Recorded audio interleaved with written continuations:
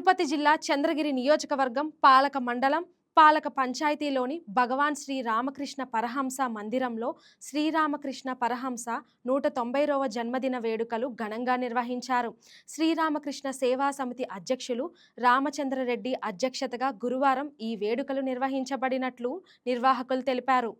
ఉదయం మహిళలతో గీతాపారాయణం, శ్రీరామకృష్ణ అష్టోత్తర శతనామవళి కార్యక్రమాలు నిర్వహించారు. భాస్కరనందస్వామి ఆధ్వర్యంలో ప్రత్యేక హోమం నిర్వహించగా అనంతరం శ్రీరామకృష్ణ జీవిత చరిత్రపై ఉపన్యాసమిచ్చారు. నేటి సమాజానికి శ్రీరామకృష్ణుడు, శారదాదేవి, స్వామి వివేకానందలు ఆదర్శమని పేర్కొంటూ వారు చూపిన మార్గంలోనే ప్రతి ఒక్కరూ నడవాలని పిలుపునిచ్చారు.